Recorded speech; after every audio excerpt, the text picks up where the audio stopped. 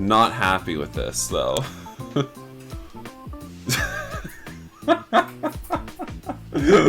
Oh. Hey, Nutslut! Glad you decided to come in early!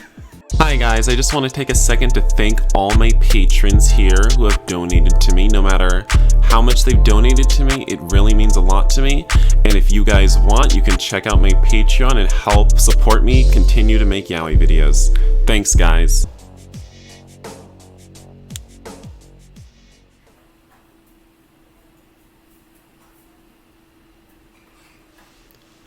Alright, oh god, I'm gonna have to do a whole bunch of new voices. I'm pretty sure is the protagonist faceless, or are they actually a character? Another regular late night in San Francisco. There usually aren't many customers around this time.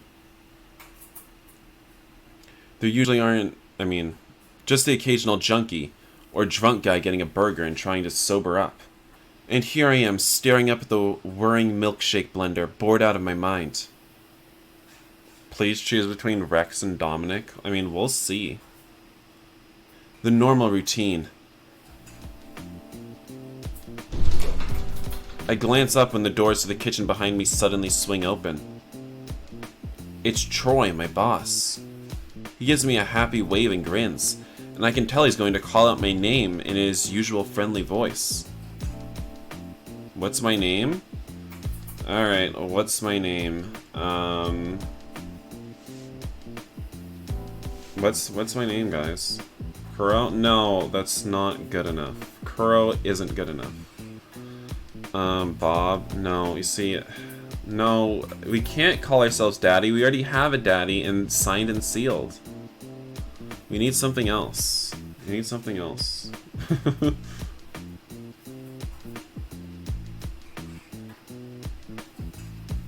Wait, does it allow spaces, though? I can't tell. No, no spaces. Damn. That limits my choices. BB King. Does it even allow dots? No, it doesn't even allow dots. I think it only allows letters. That's ridiculous. Do you... Oh, can't even spell out nut whore? What the hell is this shit? Seven letter character maximum? What? I can't. 7 letter maximum. I can't even spell out nut whore. I feel betrayed.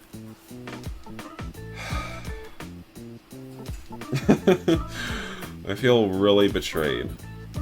I don't even care anymore. Nut slut? Fine, nut slut.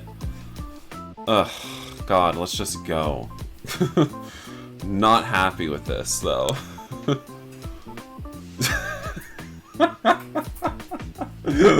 Oh. Hey, Nutslut! Glad you decided to come in early! Oh god. Oh my god. Oh my god, I need to take off my sweater now. I'm getting too hot. I'm getting too hot. Okay. Yeah, boss, no problem. I probably shouldn't tell him I just need the extra money. What does he think? I come here for fun? Kinda slow right now, huh? Well, just keep the place cleaned up until someone comes in. I'll be in the back if you need me. Got it. With that, Troy disappears back into the kitchen, leaving me all alone again. Man, I really get why they call it a graveyard shift. It feels like I'm watching over a cemetery sometimes, one that smells like greasy burgers. With a sigh, I reach for a rag and start to rub down the counter. Gonna be a long night. At that moment, I realize there's a customer in one of the booths. When did he get here? I definitely didn't see him walk in. It's a guy in a dark hoodie with a slightly hunched posture, probably around my age, maybe a year or two older. Even though he's sitting down, I can tell he's pretty tall, and he looks intimidatingly muscular, despite the baggy jacket. Well, shady or not, a customer is a customer. I tuck a menu under my arm and stroll out from behind the counter, heading towards him. Ooh, he looks rough and tough. He glances up when I get close, gazing at me sharply with two bright blue eyes. But he doesn't say anything. He just stares. What the hell, is he coming off a bad trip or something? Or is he just another rude college kid? Greet him politely, ask what he wants. Let's just ask what he wants. I'm not being polite to this bitch. Personality tutorial? In Red Embrace, most choices will impact MC's personality. The text in the top right will show you how your personality has changed. Dialogue and choices are based on your personality. Play routes multiple times to see different reactions from the love interest? Okay.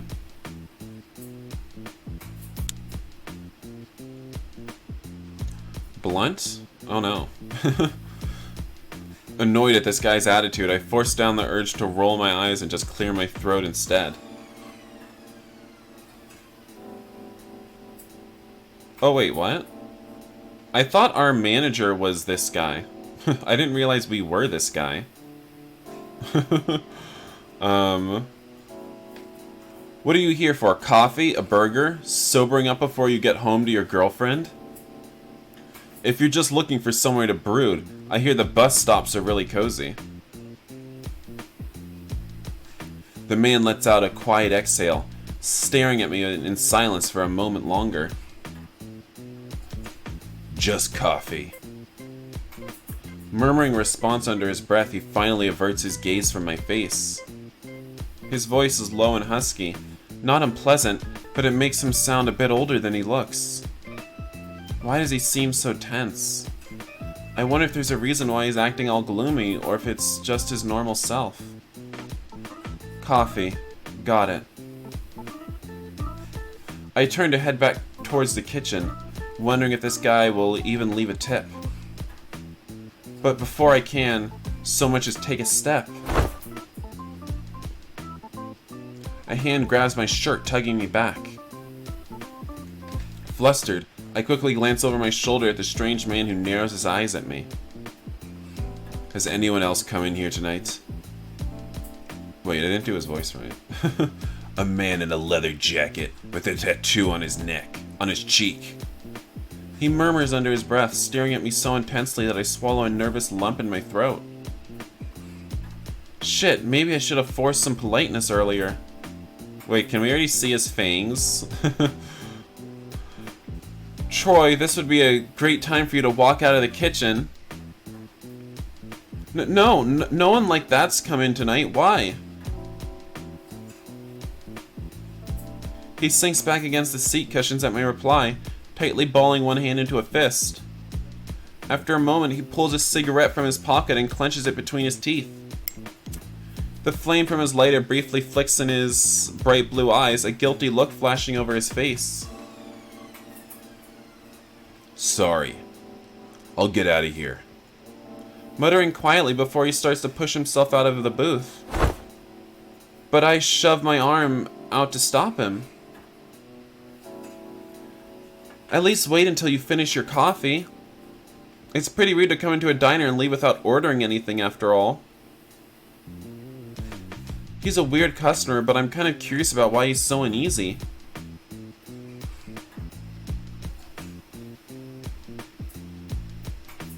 Kuro, you already did this part? What do you mean I did this part? What? What are you talking about? I've never played this game. And this is the most interesting thing that's happened on any of my shifts, too. The man hesitates, studying me with a suspicious look.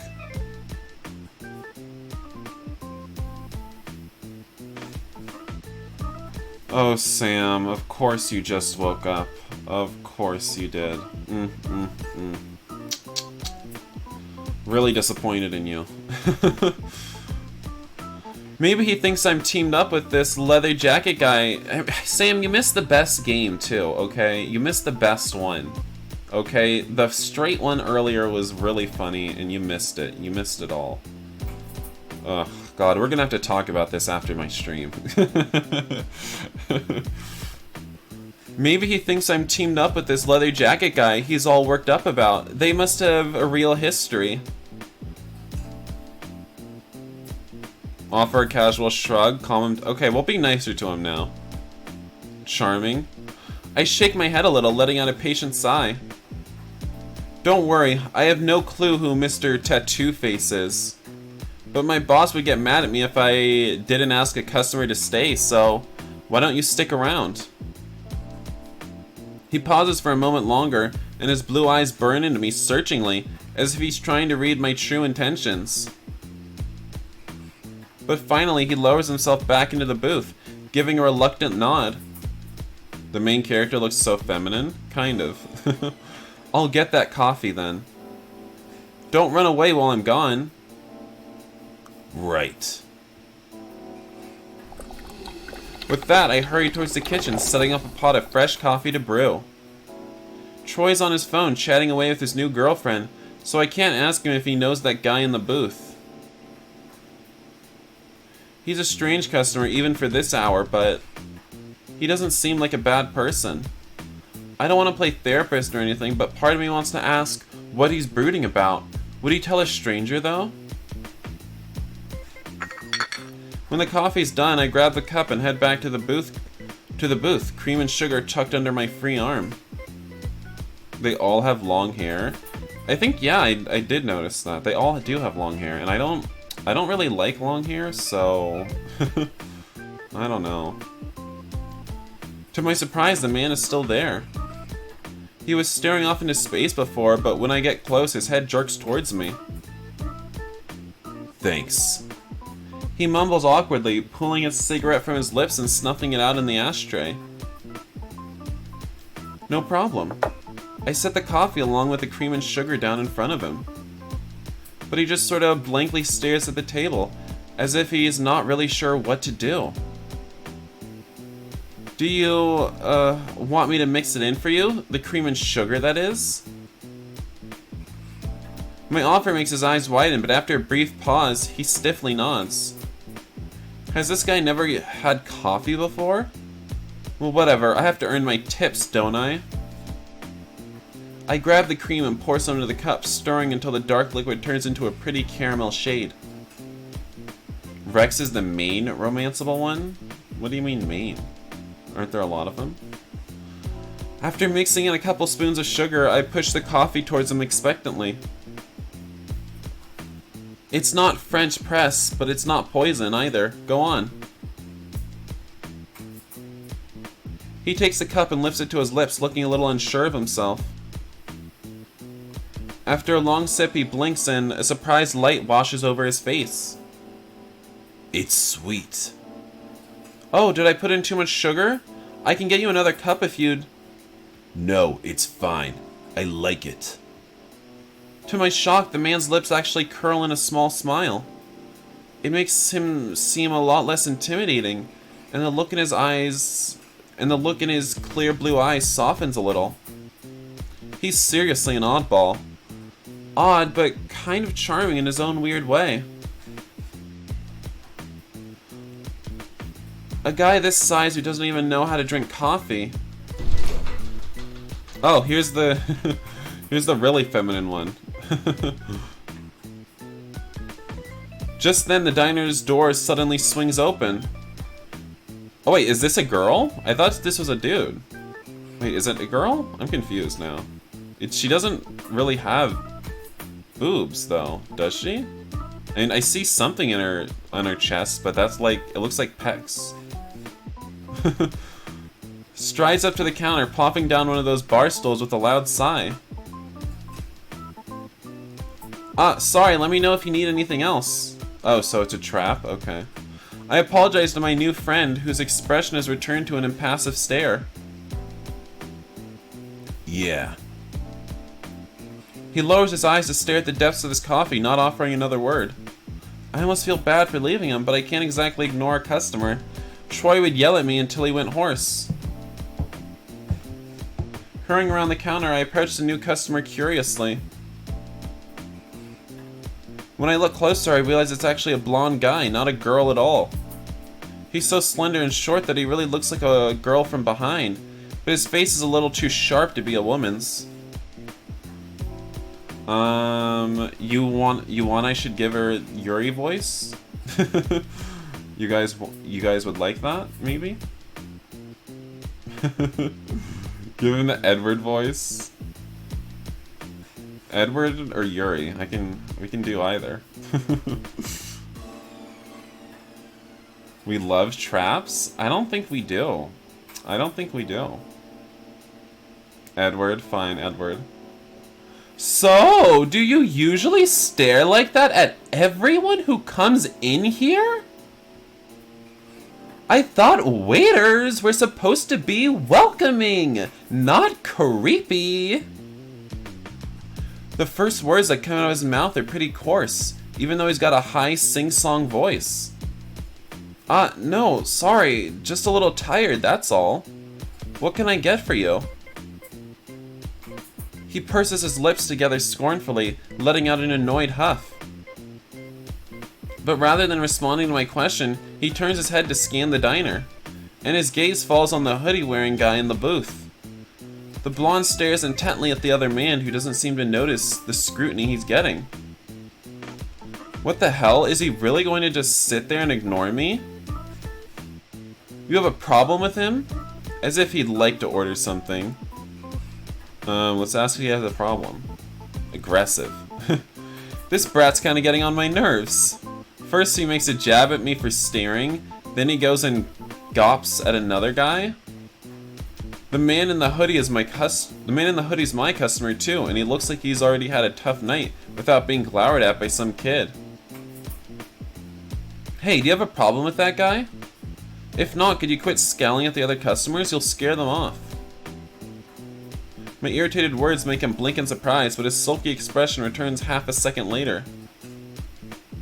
He scratches his cheek with one hand, pausing doubtfully, then lets out a loud sigh. Ugh! I just want a soda! Any kind! I need to get a bad taste out of my mouth! You know what I'm talking about, right? When you have a hookup and he finishes in your mouth without even telling you first? Kind of what just happened to me! What? From trying to smoke pot with your friends? I want to dryly ask, but I should have probably have a little self-restraint. I grab a nearby cup and head over to the soda fountain, filling it up with some sugary yellowish-green drink that probably suits the taste of a kid like him. It's too bad he doesn't have a nicer personality to match his cute face. I bet he never wears anything other than that annoying pout. After I slide the cup and straw in front of the blonde, he tosses a couple of dollar bills on the counter. Hey, is it always so dead in here? I don't usually come to places like this. But how do you stay open if there's no business? Shouldn't you be bankrupt? Resisting the urge to throw the soda in his face, I let out a strained chuckle instead. Please cover Dominic when Luca asks for suspicious persons. We're open during the day too. Most people tend to come here when it's not, 2 a.m. Oh, yeah! I guess that makes sense. Isn't it boring when nobody comes in, though? He sounds so innocent and curious that my irritation melts away a little bit.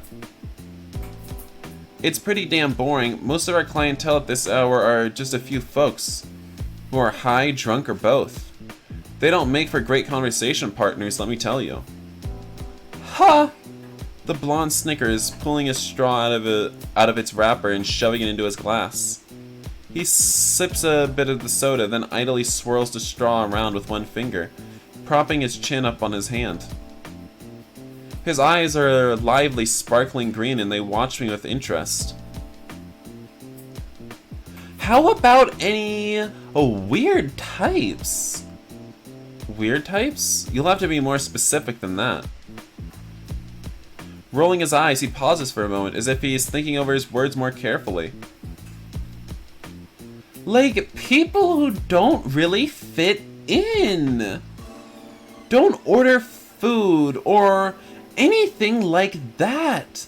Just kinda lurk around, act shady, that type. At the blonde's description, I find my gaze shifting over towards the hoodie-wearing man in the corner. He's looking my way too, and our eyes suddenly meet. Well, he definitely matches the type this kid is talking about, but there's no reason for me to say that. Besides, it's not like if we usually get customers like him. In fact, it's the first time I've ever seen someone who didn't know how to drink coffee. Say no, say no, say no. Why do you want me to say no so badly? No, I can't say I've seen anyone like that come in here. Maybe they hang out in the seedier parts of town. If you can get seedier than this area, that is. It might be my imagination, but at my response, I feel like the man in the booth just relaxed a tiny bit. Really? I guess so. The blonde looks a little displeased, and he chews on the tip of his straw absent-mindedly. Why do you ask? Are you looking for members of a gang or something? You could say that. He hesitates before replying, shifting in his seat. Don't tell me you're trying to join up with a band of thugs. Kids like you shouldn't fall in with the wrong crowd. My playful remark makes the blonde abruptly straighten his posture, his face screwing up like an angry chipmunk. Who are you calling a kid? I'm 22. Do I have to show you my ID or something? Oops. Wow, I must have really hit a nerve. In my defense, he definitely doesn't look 22. I would have guessed 17 or 18, especially considering the way he acts. Sorry, it's just because you're so full of energy, that's all. I get mistaken for high schoolers sometimes, so I feel your pain. Like a porcupine retracting its quills, the blonde stops bristling, although he still wrinkles his nose at me. Phew, close call. Anyway, I'm not trying to join a gang. I'm just looking for some certain people. That's all. I figured they might hang around a place like this, since it's pretty seedy looking. No offense. He smirks at me, tapping a fingernail against the side of his glass. It's kind of hard to argue with that, sadly. This isn't the worst part of the town, but it's definitely not the best. And the diner could really use some... sorry, I had a yawn. This diner could really use some repainting. Hey! Why don't you do me a favor? Keep an eye out for anyone like what I described. And if you find someone, give me a call! Pulling a pen out of his pocket, he grabs a nearby napkin and scribbles something down on it. When he shoves it over towards me, I recognize the writing as a name and a phone number. Luca, huh? You really want me to call you if I see any random shady customers? You got it! It doesn't seem like you have anything better to do with your time. So why don't you help me out? Sure, I'll try, right? You guys, it's fine if I try, right? What's the big deal? Oops, I didn't mean to skip that. I roll my eyes, crumpling up the napkin and shoving it in my pocket. Sure, I'll try to remember. Good! Make sure you... Although, all things considered, I'm more likely to drunk dial you thinking your number was from some girl I met at the bar. Don't talk about possibly being straight. You're not straight, and you already know it. Like, I don't want to hear it. He scowls at me with his teeth gritted, and I have to bite back laughter. Man, talk about sensitive. He must have an ego made of glass. Listen, I'll help you out, alright? Lighten up a little. If you don't want to, just say so! No need to be a jerk about it! He mumbles under his breath sourly, crumpling the wrapper of his straw in one hand. Really, I don't mind. You were the one who said I didn't have anything better to do with my time, remember?